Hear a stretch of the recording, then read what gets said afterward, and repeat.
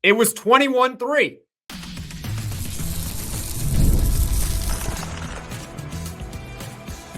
You are Locked On Syracuse, your daily podcast on the Syracuse Orange.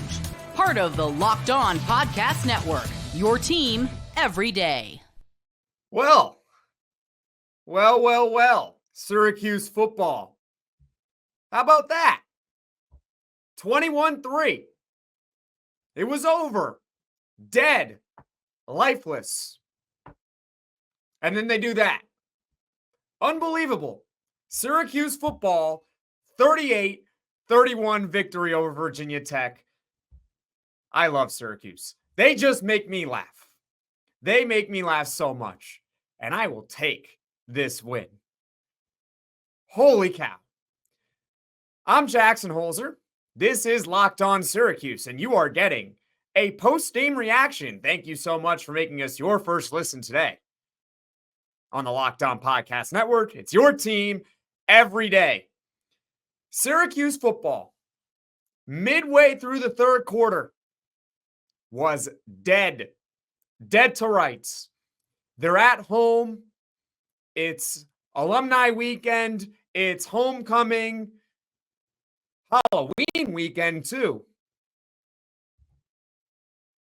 And they're down 21-3 midway through the third. Looking lifeless. It was bad. But it's Halloween. Halloween weekend. Trick or treat, right? And boy, Syracuse, they had us fooled. They had us tricked. But then they delivered the treat. That's right, they do. They come back and win this one, 38-31 in overtime. And I'm here to recap the game for you because it was ugly. When Allie Jennings caught that touchdown pass to make it 21-3 Virginia Tech, they were screwed. It was over. On to basketball season. But then Syracuse woke up. I kept on thinking this to myself, and I said it to someone who I was DMing during the game. I was texting my dad during the game that Syracuse needed a spark. They needed a spark. They needed something to go right in their favor. Because up until midway through the third quarter, nothing was going right. Nothing. McCord throws a bad interception. Daryl Gill has a fumble. And, I mean, it's just going to happen, right? They're down 21-3. Nothing's good. Defense looks shaky. Offense can't muster anything now for 6 straight quarters because you go back to the Pitt game. And then they got a spark. And it came from someone who, up until this point, it might as well have been Halloween this entire season because he had been a ghost. He had been invisible. That's right. I'm talking about Justus Ross-Simmons. Well, you know what? To be fair, I'll be fair to Justus Ross-Simmons. A lot of it wasn't his fault. He was injured. But then even when he came back, he was a ghost. He was invisible. Couldn't even get on the field. His first catch of the season. And this just makes me chuckle. It just makes me chuckle. It makes me laugh. Is a 5-yard hitch. It's a 5-yard hitch route. And he takes it 55 yards to the house. That moment right there, with about 6 minutes left in the third quarter, completely changed this game for the betterment of Syracuse. For the betterment of Syracuse. Finally, they got something to go right. McCord to Justus Ross-Simmons, who breaks a tackle and takes it 55 yards to the house. His first catch of the season. It was incredible. And now Syracuse is 21-10. And you need the defense now to step up. It's 21-10. There's a little bit of life in the building, and they do. The defense steps up. They get a stop. They get a stop. By the way, there was a 3rd and 9 on that drive, and Syracuse football, for the first time ever all year, decides, hey, let's blitz on 3rd and 9 and see what happens. And lo and behold, they force an early throw, and their quarterback overthrows an open receiver. Schlee overthrew him on a 3rd and 9. It would have been a deep pass for a first down. But it was incomplete. Syracuse gets the ball back. They're running the ball right down Virginia Tech's throat. 21-16. Still in the third quarter. And then they get a 2-point conversion to make it 21-18 because LeQuint Allen picked up a blitz, gave McCord enough time, who throws to Oronde Gadsden, 21-18. Now all of a sudden, you can feel it. The comeback is really starting, right? They get that spark. 55-yard play to Justus Ross-Simmons. They get the stop on defense you need. Then they get another score and a 2-point conversion. It's 21-18. Virginia Tech gets the ball back, and they fumble. Duce Chestnut forces a fumble, and it was, I think, the best tackle that Duce Chestnut has ever made. He wraps up the ball carrier. He jars the football loose. Marlowe Wax is on the recovery. We'll get to Marlowe Wax later on because he was sensational in this game. Oh, did he look like an NFL player today? Let me tell you. And Syracuse football scores another touchdown. They get a short field. And who else but the man who started it all in Justus Ross-Simmons makes another play. He runs a slant route. There are 2 guys on him. They both fail to bring him down, and he's gone. Justus Ross-Simmons had been a ghost. Now, he might as well have been a good ghost because they couldn't tackle him. He looked like Deebo Samuel. They could not tackle him. Unbelievable. Custo's in the lead 24-21. We're all feeling good about ourselves, right? I'm describing to you guys this comeback. It was incredible. And of course, the extra point gets blocked. It maybe should have been a penalty, honestly, but whatever. I'm not here to complain about refs. 24-21. And of course, Virginia Tech puts a drive together. They go up 28-21. Syracuse can't tackle for you-know-what. You can fill in the blank with what I would have said, but, I would like to make money on this podcast, so I can't say that word. But they can't tackle. Virginia Tech scores a touchdown. 28-21. Syracuse gets the ball back. It's 3rd and 7 in their own territory. And finally, Antoine Powell-Ryland, their star pass rusher, gets loose, sacks Kyle McCord. Syracuse has to punt. Not good. Still relatively early on in the fourth quarter. But now they have to punt. It's not looking good. And to make matters worse, they compound that with a fair catch interference on Marcellus Barnes. Now, it wasn't the biggest contact in the world, but the bottom line is the rules are the rules. You can't touch the guy who's going to catch a ball on a punt when he calls a fair catch. You can't. Kick catch interference. You can't do it. And he touched him. And once again, the defense can't tackle. Oh boy, Virginia Tech is just going to ram it right down our throats. But no, they don't. They don't. The Syracuse defense holds. It's 31-24. They hold them to 3 points. All things being considered, even though they couldn't tackle well, the defense stepped up when it had to. It did. It made the plays necessary to win. The necessary plays to give the offense a chance, which was now humming, even after that stop. There's 5 minutes left. They're down by 7 points. And you know what Syracuse decides to do? Because we sometimes will criticize the coaching, we'll praise the coaching. I'm going to praise the coaching here now. And I'm going to rip Virginia Tech's Brent. I'm going to rip their coach in a second. What is it? Brent Pry? Is that his name? Right? Yeah, Brent Pry, their head coach. Syracuse football is like, you know what? We can run the ball. Because all day, Syracuse had been running the ball effectively. They go to LeQuint Allen, and LeQuint Allen did most of the work on that drive to tie the game at 31-31. What did Syracuse finish with rushing yards? Only 130, but LeQuint Allen had 121 yards on 21 carries. That's 5.8 yards per carry.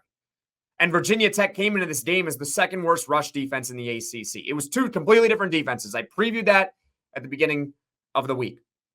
They can't stop the run. And Syracuse on that final drive to tie the game ran the ball for the most part.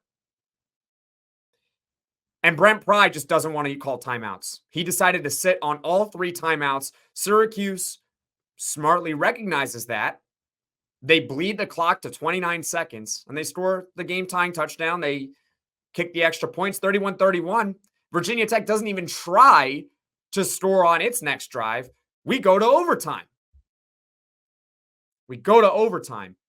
Thank you, Brent Pry, for going to the Barry Odom School of Clock Management. Let me tell you what, guys. Coaching is hard. It's hard. But sometimes these coaches make it a whole lot harder than it has to be. Brent Pry. Unbelievable. Not calling timeouts? The Syracuse defense was shaky all game long, and you're not calling timeouts to preserve time so you can go down the field and potentially win the game? You have one of the best kickers in the country on your team. But Syracuse gets the break. They bleed the clock all the way down. They tie the game. We go to overtime. 2 plays, Syracuse scores. And then this defense, it steps up. Its leader in Marlowe steps up, forces a fumble. Syracuse recovers. And they win this game. Unbelievable. I basically started this game recap talking about it from 21-3 on. Because that's really what matters. Justus Ross-Simmons with the spark. And Marlowe with sensational defense. Combined with poor clock management on Virginia Tech's part. And good clock management on Syracuse's part. Led the Orange to a 38-31 comeback victory inside the Dome. And guess what? We're going bowling now. That's right. Coming up, we'll talk about the hero of this game, Justus Ross-Simmons. Our friends over at 5 Hour Energy know that being a passionate football fan isn't just a hobby. It's a way of life. It takes a lot of energy to power through all-day tailgates, touchdown celebrations, or agonizing overtimes like this one. But it wasn't really agonizing because Syracuse football found a way to win 38-31, which is why they've created the Stand the Fan 5 Hour Energy Shot with a special flavor called Fan Fuel, the energy shot made just for super fans like us, the fans who are first in the parking lot and who are last to leave. We see you. And you know what gave me a bit of a fan fuel this week, right? Justus Ross-Simmons injecting life into this team when they're down 21-3, looking like a huge letdown for the past 6 quarters. But that 55-yard touchdown from Justus Ross-Simmons completely changed the game. That was the fan fuel moment from this week. 5 Hour Energy knows that no matter what team you root for, being a passionate fan requires heart, soul, and a lot of energy. Whether you're prepping for the big tailgate or ironing your jersey, your game day to-do list is always a mile long. That's why the limited edition Stand the Fan 5 Hour Energy Shot is here to help keep you fueled throughout the season. What's your fan fuel this week? Whatever it is, do it with a 5 Hour Energy Shot. Available on 5hourenergy.com, shipped nationwide. Justus Ross-Simmons finally shows up for Syracuse football. It's about damn time, ladies and gentlemen. And this is huge for this Syracuse football team.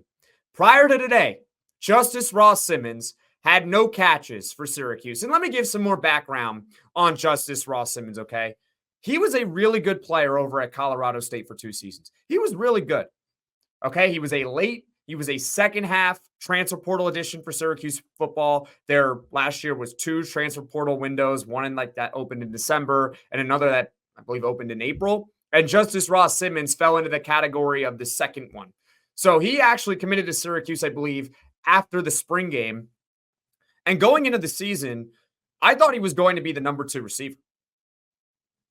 He was really good at Colorado State.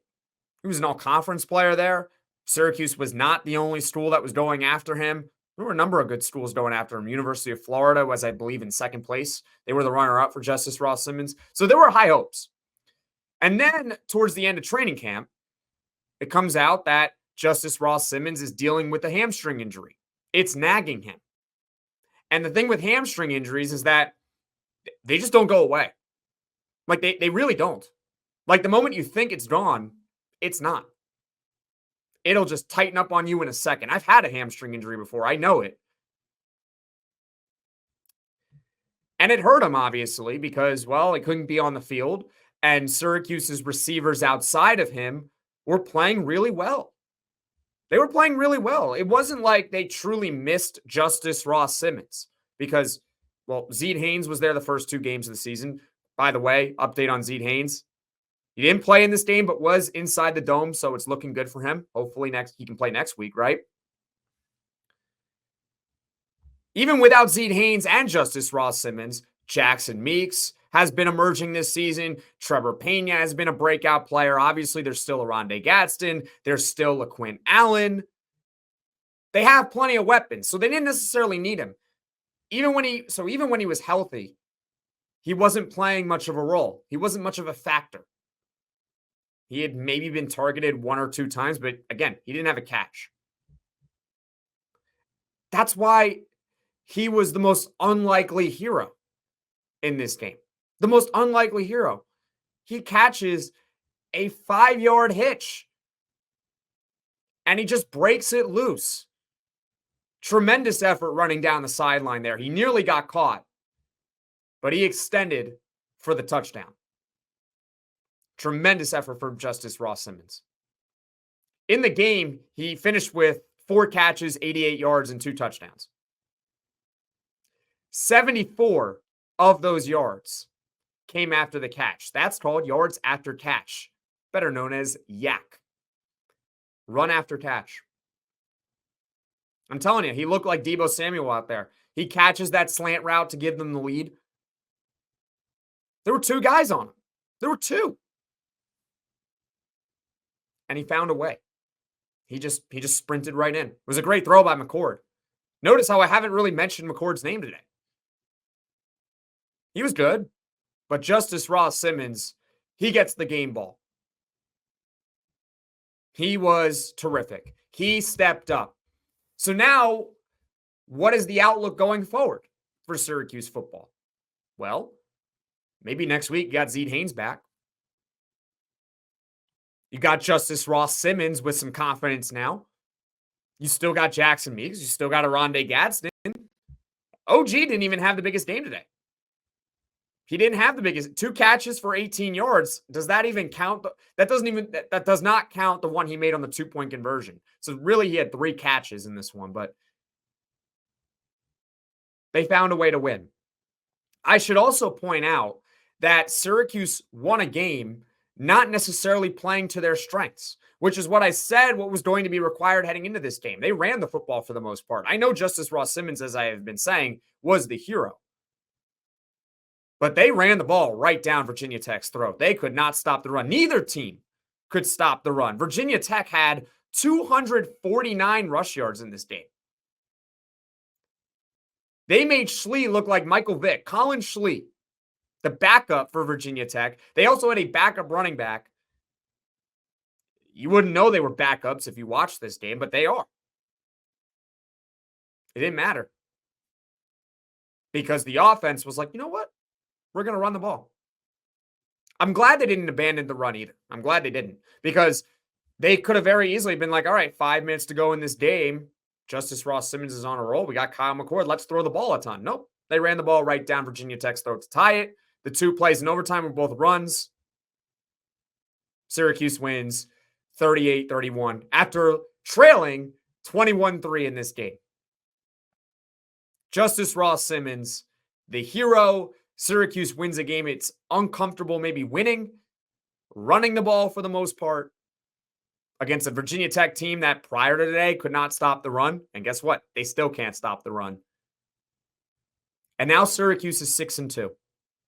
So you know what that means? Well, ladies and gentlemen, if you have 6 wins in college football, that means you're going bowling. That's right. Let's talk about the road ahead for Syracuse football after this amazing come-from-behind win. Get ready to tackle the NFL action with FanDuel, America's #1 sportsbook, because right now new customers can bet $5 and get $150 in bonus bets if you win. The FanDuel Sportsbook app gives you everything you need to place live bets on the NFL all in one place. So when you get a hunch in the middle of a game, you can check out the latest stats, view live play-by-play, and so much more on the same page where you place your bets. Syracuse football was a home underdog in this one. They were plus, I believe, 3.5 coming into the game. I actually thought Virginia Tech was going to win, but they had a couple of injuries, which obviously hurt them. And plus, their head coach was an idiot for not calling timeouts. And guess what? Syracuse football proved me wrong. They proved the sports books wrong. They win 38-31. So I hope you bet on Syracuse to cover it. Maybe you bet their money line. Anyway, just visit FanDuel.com to join today. You'll get started with $150 in bonus bets if you win your first $5 bet. That's FanDuel.com. Never waste a hunch and make every moment more with FanDuel, an official sportsbook partner of the NFL. So the road ahead for Syracuse football. Let's talk about it. This team, credit their resiliency. Credit this coaching staff and credit the players, because it wasn't just a bad 2.5 quarters against Virginia Tech. It was an extension of a bad 4 quarters against Pitt. And they found a way to win this one. And now they're 6-2, which means they're going bowling, and they're 3-2 within the conference. So right now, I'm doing this. See, this is not a live recording that you're watching right now, but I'm going to do this live. I'm going to look at the scores in the ACC. Let's take a look. All right, so Miami wins 53-31. That was a close. That was an upset watch. Okay, so Miami stays undefeated within the conference. It's very unlikely that Syracuse can still compete for a conference title game, because at this point the upside is 6-2 in the ACC, right? And I think you need to be 7-1 or even 8-0 to make it there. But technicality sake, they're not dead, technicality-wise. But it's so unlikely that even at 6-2, even if they run the table, that they would play for the conference title game. But regardless, I think what this win does is not only it puts them in a bowl game, this is setting up Syracuse to have a successful first season under Fran Brown. Forget what they have said what success is. I love that Fran Brown's answer to what is success, going undefeated and winning the national championship. You have to say that because you don't want to admit that you want to lose games. And I'm not saying I want Syracuse to lose games by any means. I want the same thing. That's the ultimate success. But it's about building blocks. You build each year, right? That's what you do. This team is now bowl eligible for the 3rd straight season. 3rd straight season, they're bowl eligible. When was the last time that Syracuse football was bowl eligible 3 seasons in a row? Once again, I'm going to Google this as I record this podcast. Let's take a look. Last time they were bowl eligible 3 seasons in a row, you got to go back from when they made it 5 times in a row from 1995 to 1999. They haven't even done it this century. So for the first time in the 21st century, Syracuse football is bowl eligible in 3 consecutive years. I know they collapsed in 2022. They still made a bowl. I know they weren't very good last season. They still made a bowl. And this season, they're in again. And it's an accomplishment that they're 6-2 and that they're in. And this is setting up to be a successful year because that's a big win over Virginia Tech. You still got UConn at home. So you got to figure you're getting your 7th win right there. Can you get 8 wins in the regular season? The last time that Syracuse football had 8 wins or more in the regular season, you got to go back to 2018 when they had a 9-win regular season. Then they won the bowl game for their 10th win. Can Syracuse win 10 games this season? It's possible when you look at their schedule. Miami at home is going to be very difficult to win. But at Boston College, that's a winnable game. At Cal, winnable game. UConn, at home, that's your gimme game right there. So if you win those 3 games, you're at 9. And maybe you can get that bowl win, so you get 10. It's on the table. It's on the table. This is setting up to be a very successful first season under Fran Brown. I know they're not going to win the national championship this year. I know maybe it's a little disappointing that they're not going to be in the conference title conversation. It really hurt that they lost to Stanford. That loss it's a killer loss. But at the end of the day, through all the good and the bad from this season, because every game it feels like a whirlwind, except for the Pitt game, which was a complete beatdown. But every other game, it's been up and down, topsy-turvy. Times where I'm happy with the team, times where I'm like, not good enough, not good enough, come on. Through all of that, the big picture is they're actually on track to have a really, really good first season under Fran Brown. And what does that do? What is the significance behind that? Well, going into the season, Syracuse football was recruiting really well by Syracuse football standards. I'm talking like 20 years, a 20-year high. Like it was sensational recruiting by Syracuse standards under Fran Brown. He hadn't even coached a game yet for Syracuse football, and he was recruiting really well. We're now in early November, and this team is 6-2. Guess what? Recruits are watching. They're watching. They're watching these games. Go look at Florida State, who's having a terrible season. They're decommitting left and right from Florida State. Syracuse football having a really good year. Guess what? That's going to help recruiting. Because unlike in 2018, when you'd think that after a 9-win season, that'll help recruiting, they didn't have Fran Brown as head coach. See, I believe in Fran Brown as a recruiter. I really do. Now, I'm saying that in terms of like, yes, there's been ups and downs with his coaching this season, but I've always believed in him as a recruiter. I've always believed in him. He can recruit really well. If he was the recruiter in 2018, if he was with Syracuse 6 years ago, who knows where this program would be by now? He wasn't there. They couldn't capitalize on that season. This year, with Fran Brown's track record of recruiting, I think they can capitalize on this. You're 6-2. You're set up to potentially have an 8-9 win regular season and another bowl appearance for the third straight season. First time this century. So the road ahead, it's an optimistic view. You can't complain all that much, really. Credit this team for finding a way. Because, man, they had us fooled. It was a trick in the first 2.5 quarters. Is Syracuse dead? Are they done? Are they lifeless? Second half collapse? You can't help but think it. Can't help but think it. After what we've seen from this team the last 3 seasons, is this going to be another second half collapse? Or are they just going to fall flat on their face against Virginia Tech at home without their starting quarterback and star running back? But no. They score 35 points in a quarter and a half in overtime, and they win 38-31.